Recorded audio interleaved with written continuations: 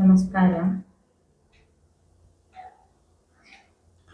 ഇവിടെ കോയമ്പത്തൂരിലെ രാമനാഥപുരം ശ്രീപതി നഗറിലാണ്.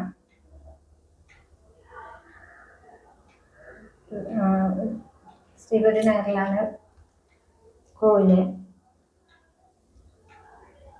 ശ്രീ മഹാദേവൻ്റെയും ശ്രീഭദ്രകാളിയുടെയും മകളായി ജനിച്ച കുട്ടിയാണ് ഞാൻ. കേരളത്തിലാണ് ജനിച്ചത്. അവിടുന്ന് മാറി ഇരിക്കണം എന്ന് പറഞ്ഞപ്പോഴാണ് രാജത്തിലെ നാട് മാറി വന്നപ്പോൾ അങ്ങനെ തമിഴ്നാട്ടിലേക്ക് വന്നത്. ഇവിടെ വാക്കാണ്, പിന്നെ അമ്പലത്തിൽ കൊടുക്കുന്ന പോലെ ചരടും താഴ്ത്തും തീർത്തും ഒഴിച്ചു കൊടുക്കും. പിന്നെ ഞാൻ തമിഴിലും മലയാളത്തിലും പേശും.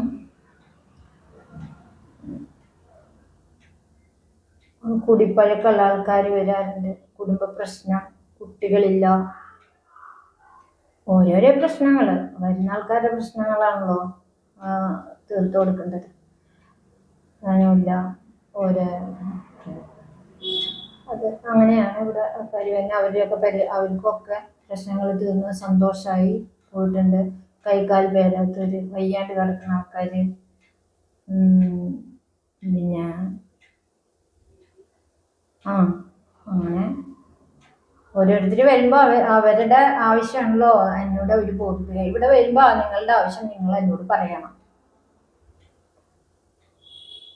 വന്നു അവർ സന്തോഷമായിട്ട് പിന്നെ വന്നിട്ട് പിന്നെ അവർ വരുമ്പോൾ നല്ല സന്തോഷമായിട്ടാണ് വരാറ്. അമ്മേൻ്റെ അടുത്ത് വന്നു, ഞങ്ങൾക്ക് പൈസയും അധികം ചിലവായില്ല, പിന്നെ കാര്യങ്ങളും നടന്നു എന്നൊക്കെ പറഞ്ഞിട്ടാണ് ഒരുപാട് സന്തോഷമായിട്ട് തന്നെ വരാറ്.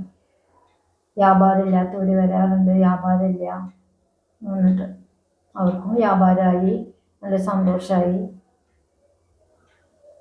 ചിലവർ വരാറുണ്ട് കടം കൊണ്ട് കയറി മരിക്കാൻ പോവാന്ന് പറഞ്ഞിട്ട്.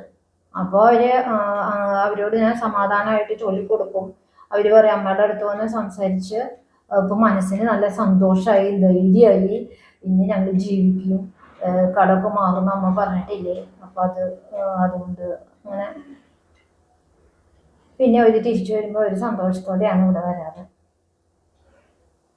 നല്ല സന്തോഷമായിട്ടാണ്. കലങ്ങി കലങ്ങി വരുന്ന ആൾക്കാർ എന്നുകൊണ്ട് അവർ പേശി മുടിച്ച് പോയിട്ട് തിരിപ്പി വരുമ്പോൾ നല്ല സന്തോഷമായിട്ടാണ് വരാറ്. ഇവിടെ വാക്കാണ്, നിങ്ങൾ ഹോമം പൂജയൊന്നുമില്ല. താഴ്ത്തും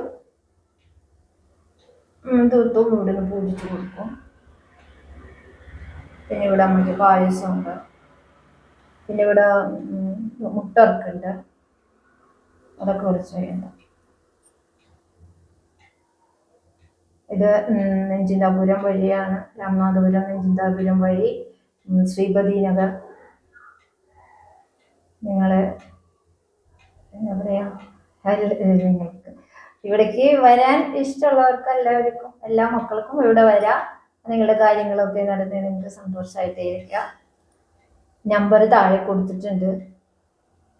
ഞാൻ അധികം എന്താ പറയുക, അതിലെ അതൊക്കെ നിങ്ങളുടെ ഇഷ്ടമാണ്, ആൾക്കാരുടെ ഇഷ്ടമാണ് വരുന്ന.